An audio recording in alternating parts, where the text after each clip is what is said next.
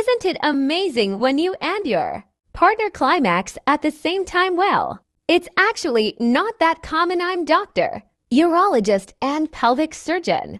And today we're going to talk about how you can try to climax with your partner at the same time, and also, is it normal to, and is it something that you should desire? Now, oftentimes this is sort of portrayed as like the pinnacle of sexual experiences on movies and in TV, but in reality, simultaneous orgasms are not that common. Now, before I get into it, what do I mean by having a simultaneous orgasm? Now, this is actually different from what we call blended orgasms, which means that one person experiences orgasms from multiple different erogenous zones at the same time. How often do these actually happen? Well, the truth is there's actually very little data on this. There's not been a lot of rigorous scientific research looking at how often people or couples are having simultaneous orgasm. However, there was a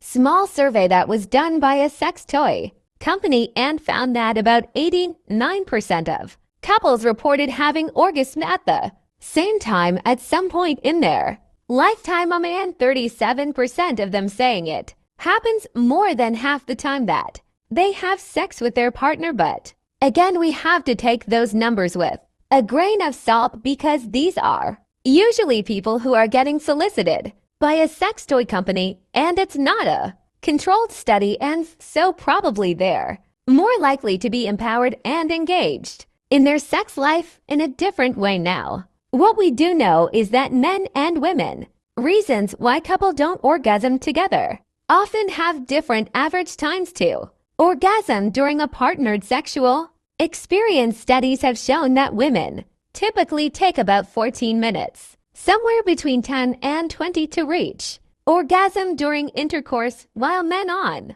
average will take around 5.5 minutes, so somewhere between 2 and 10 minutes. You know, if you're an average person, there's a bit of a mismatch in timing. That said, it's certainly possible to have a simultaneous orgasm, and some couples really report enjoying and valuing that experience. However, I want to be clear that it's totally fine and normal if it doesn't happen regularly, or if it doesn't happen at all, not outside of the difference in timing, right? So if arousal patterns, you figure out how long it takes your partner and how long it takes you, and you can sort of figure that out. There's still some other reasons why this is sometimes challenging. First off is that women and men often have different arousal patterns, and so what that means is that they have different sexual response cycles. On average, men tend to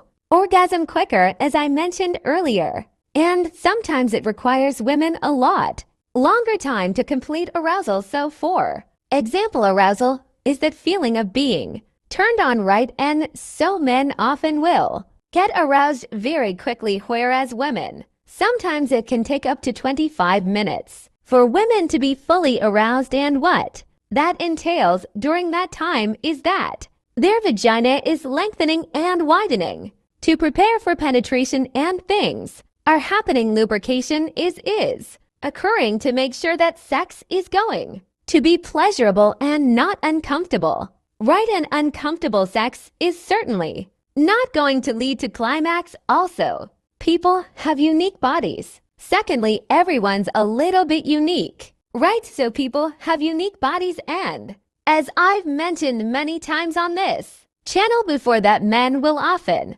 climax very easily through stimulation of their penis, whether it's through oral, penetrative intercourse, or even manual, whereas women don't always orgasm through penetrative intercourse. They need some form of clitoral stimulation.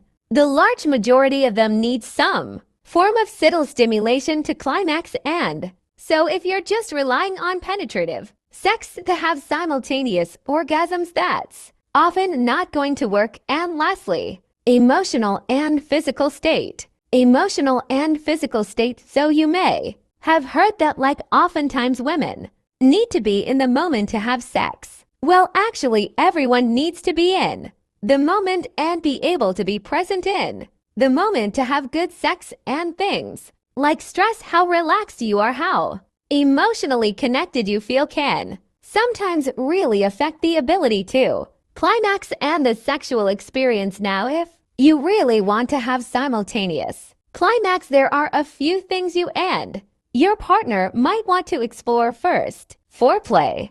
Focus on foreplay. This can help get both of the partners aroused sufficiently before penetration, and this can allow both partners to get aroused sufficiently for penetration. So spend time in foreplay. Get yourself to the point where you are both really eager and ready to climax, and this is where the next tip comes in. Pacing is important, so if one partner tends to pacing climax faster, you want to try to slow down to the other partner. Switch to less intense activities so that both partners can catch up with each other. So that may mean that one partner, whoever takes a little bit longer, needs a bit more attention first to allow them to climax at the same time. And again, I think this is only if it's something you desire. I think as long as sex leads to pleasure and enjoyment and not frustration, that is the goal here. Now, of course, I think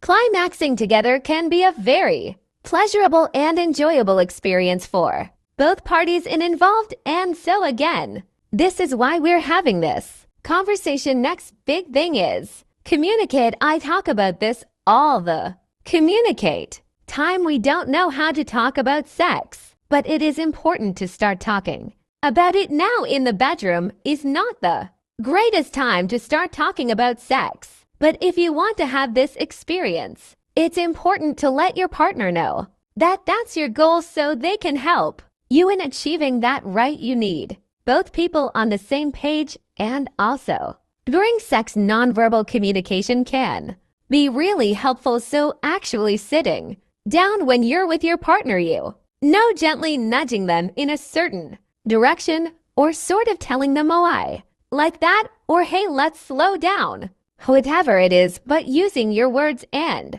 your nonverbal cues to tell your partner what you need in order to get to the point where you're close to climax, or to slow down if you're almost there and your partner's not there yet. And some couples even find it helpful to count down together to climax, and that brings us to mutual stimulation. If penetrative sex, mutual stimulation, doesn't work for both of you to reach climax, then it may be useful to try to mutually stimulate either each other or yourselves individually together at the same time, so that you can then sort of achieve climax together at the same time, but doesn't have to be during penetration specifically. And lastly, and most importantly, enjoy the journey. Sometimes when you're focusing too hard on achieving climax together, this can create a lot of pressure and stress, and stress is a killer of sex. You want to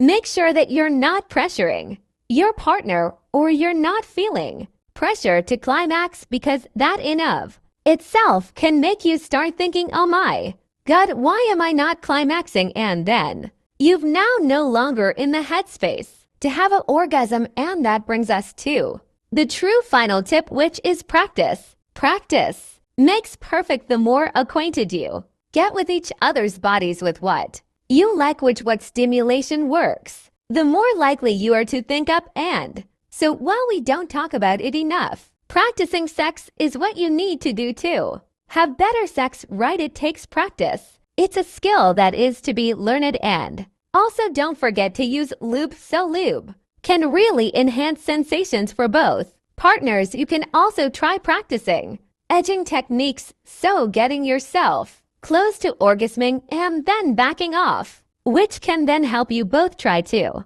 orgasm with better control. Also, consider using toys, so vibrators or cock rings might help sync up arousal levels. Bottom line, there is no single right way. Bottom line, to experience sexual pleasure, if you want to have simultaneously orgasms, that can be fun, and it can be great, and it's fun to explore. But if it's creating stress or anxiety or making it difficult, please know that the bottom line is to enjoy sex, to communicate, to have pleasure, and intimacy with your partner. Thanks so much for watching this. If you guys found this helpful, make sure that you check out my podcast So It's Here on YouTube. You can see the full length and clips of the podcast on this YouTube channel. But if you like to listen to podcasts while you're driving or walking or doing activities, make sure to find my podcast. It's called The Doctor